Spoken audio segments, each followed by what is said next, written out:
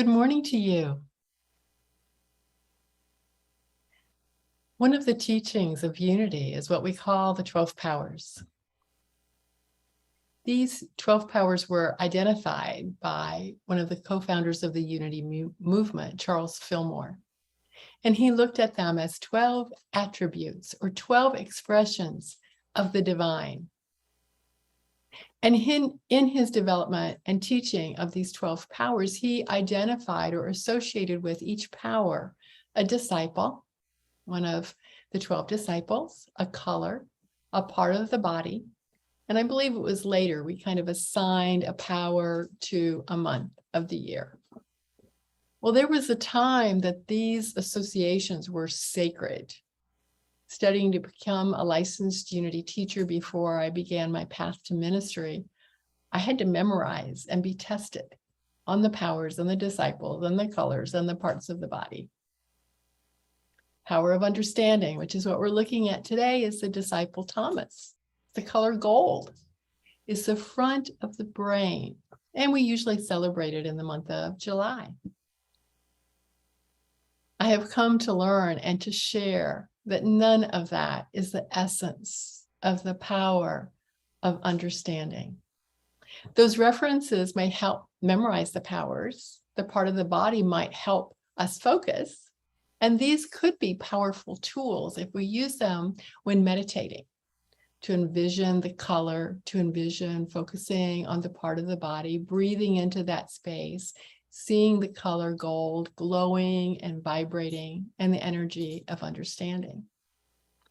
And I served a wonderful unity community actually before I went to ministry that had a member who created either ribbons for your wrist or little bows that you could safety pin on whatever you were wearing, because they wore the color for the entire month of that power. And if you forgot, it's okay, because you could put on a little ribbon or a little bow. Is that necessary? No, but I think that community probably had a much better handle on embracing the 12 powers than many much larger unity centers who never mention the 12 powers unless there's a class that's dedicated to them. Charles Fillmore wrote the book, The 12 Powers of Man. That was in 1930. We're getting close to 100 years ago. To understand the 12 powers, you have to know that they are 12 expressions of the one power, the Christ within each one of us, what we call the Christ consciousness. And Charles often referred to them as faculties. The 12 powers are love, faith, understanding, wisdom, imagination, zeal, strength, will, life, power, renunciation or elimination, and order. To help us better grasp this concept, think of the sun. It is the sun. It's also hot and bright and big and round and red. These descriptors are still the sun. There's simply different ways of looking at the sun, different attributes, different expressions of the one sun. What is meant by the Christ is the fully awakened being. It's a state of consciousness within us that is completely one with God.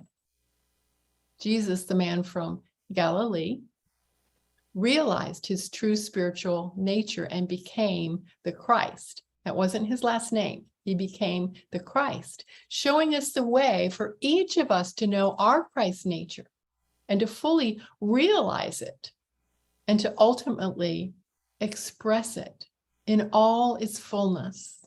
And that's why we come to church every week, is to learn and grow and find new ways to set our humanness aside and to express the fullness of who we are as the Christ. So when unity and new thoughts speak of the Christ, we do not generally have in mind Jesus, the man, exclusively in mind. We're usually speaking of the divine potential that we are here on this earth to realize. Charles Fillmore saw 12 pathways for realization of this one truth. They are 12 paths that lead to the one mountain. Charles Fillmore also saw the 12 disciples of Jesus as symbolically representing each of these 12 pathways, these 12 powers of the Christ. He believed that each disciple manifested one aspect of the Christ more perfectly than another and connected that power to that disciple. Peter became faith, James became wisdom, John became love, Andrew strength, and so on. Just as Jesus, the man, tended to send his disciples out by two or more in combinations greater than just the one, the powers themselves do not truly work in isolation. If you contemplate it, you can see that the power of love needs the power of divine wisdom to complement it. Faith works wonderfully well with understanding and strength. Imagination is activated by the power of order, and so on. In reality, all the powers are always at work, even when one seems to be more in charge or predominating. All are really the Christ power manifesting itself in different ways. The Christ is maybe the vine, and the powers are the branches, and then the branches tend to interweave. So let's look closer this morning at the power of understanding. Understanding is the ability to know, to perceive, to comprehend, and to spiritually see, perhaps see with our mind's eye, sometimes called the third eye. Now, undeveloped understanding results in a person who has difficulty comprehending and knowing easily, resulting in a diminished ability to perceive beyond the literal. Overdeveloped understanding results in a person who comes across as maybe a know-it-all and perceives things that are not there, literally or figuratively. When understanding comes from an elevated consciousness, it reveals itself as the ability to know and comprehend based on ideas, truths, principles, and laws that are divine in nature. We use understanding as we use all of our expressions or attributes to be the best person or the Christ self that we can be. Charles Fillmore stated in his book, The Revealing Word, that there are two ways of getting understanding. One is by following the guidance of spirit that dwells within.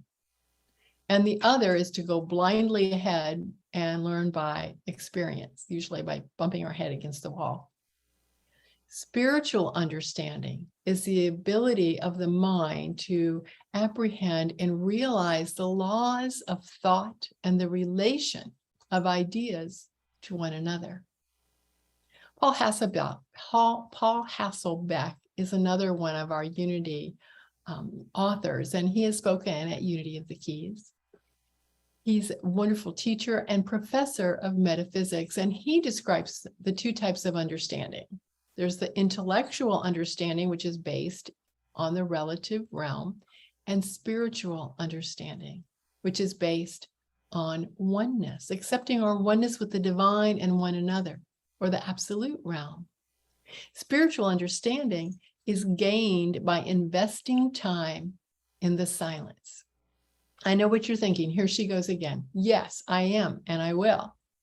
When we are in the silence, we will experience the quickening of our spiritual nature, our Christ nature.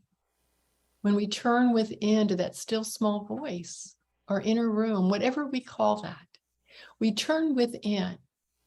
Our breathing becomes deeper and slower. We feel the peace that comes over us as we settle into the space of connecting with the divine. We are always connecting with the divine, but when we go within in the time of silence, we're recognizing it. We're setting the intention. We're affirming that beautiful divine connection. Ideas, creativity, imagination, guidance flows easily from within us. It's a knowing, an inherent internal knowing that may seem more like a reflection or an echo of something we've heard or forgotten. It can feel very familiar. And we have each experienced this. You will share an idea and someone will say, where did that idea come from? Or how did you think of that? And you don't have a ready answer because it flowed to you. And in truth, it flowed from you outwardly. It was birthed by investing time in the silence, consciously connecting with the divine. This morning, as we look at scripture, we are looking at Proverbs, the 3rd chapter, the 13th through 18th verses. And the subtitle of this is called True Wealth. Happy is the man who finds wisdom and the man who gets understanding. For the gain is better than gain from silver, and its profit better than gold. She is more precious than jewels, and nothing you desire can compare with her. Long life is in her right hand, and in her left hand are riches and honor. Her ways are ways of pleasantness, and all her paths are peace. She is a tree of life to those who lay hold of her. Those who hold her fast are called happy. Now, Proverbs is a book from what we call the Old Testament or the Hebrew Scriptures. And it's the 3rd section of the Hebrew Scriptures called Ketuvim. And Proverbs means a short, pithy saying stating a general truth or a piece of advice. Proverbs is not merely an anthology, but it's a collection of collections relating to a pattern of life which lasted for more than a millennium. It's an example of the biblical wisdom literature and raises questions of values, moral behavior, the meaning of human life, and right conduct. It is called the Proverbs of Solomon, son of David, king of Israel. And its intention is for gaining wisdom and instruction, for understanding words of insight, for receiving instruction on prudent behavior, doing what's right and just and fair. It is stated, let the wise listen and add to their learning, and let the discerning get guidance for understanding proverbs and parables, the sayings and riddles of the wise. So let's look at that beginning passage again, which I will adapt just a little bit. Happy is the man and woman who finds wisdom and who gets understanding. For the gain from it is better than the gain from silver, and its profit better than gold. She is more precious than jewels, and nothing you desire can compare with her. We are talking about wisdom and understanding. So how do we gain this understanding? Investing time in the silence. So very simple, so very powerful, nourishing, inspiring, calming, grounding. Centering prayer handouts were available to you a couple of weeks ago. There are still some in the lobby for those who didn't pick one up earlier and would like to look at this way of meditating. I am affirming our spiritual growth is an inside job. We know this. It's all an inside job. We each have the ability to expand our spiritual maturity and become the very best versions of ourselves possible. And yes, there is another way to live this life, just as we heard in the song that Chris performed for us this morning. There is another way to experience our world and to be a blessing. Through prayer and meditation, we move into the spiritual understanding of the higher truths, laws, principles, whatever we want to call them. As we enter in the silence, we can ask the question, what is the truth of this? What is the higher truth? What am I to learn from this? How is this to bless me? And how can I use this to bless others? Remember, the universe loves you, adores you, and supports you in all ways. The universe is conspiring for your highest good. And through spiritual understanding, we know this to be true. Be a co-conspirator, be an active co-creator, for you are that already. So let's be that by intention. Last week, we looked at our desire personally and as a church community to be part of the flow of good in our lives. And as we receive good, we share good. That good might be love. We receive love, we share love. We're love in the midst of all else. Can we share love if we have not yet received it? Yes, we can. By turning within and feeling the love of the divine within us, we know that we have always been loved, perhaps not by our family, perhaps not by our partner, yet we have always been loved, and we can begin by loving ourselves, self-love, and then moving outward. The flow of good could be quantified as love. It could be quantified as abundance, our flow of good, or prosperity. I know there's a subtle difference between prosperity and abundance, and we use them interchangeably. Prosperity is not only about money. It is also about money, but it's not only about money. Money is a small part of it, the energy of money. We want to share all the good that comes to us in the way of money, in the way of love, in the way of peace, in the way of health, in the way of understanding. We want to share the good and be an excited, energetic part of the law of circulation. We want to circulate peace.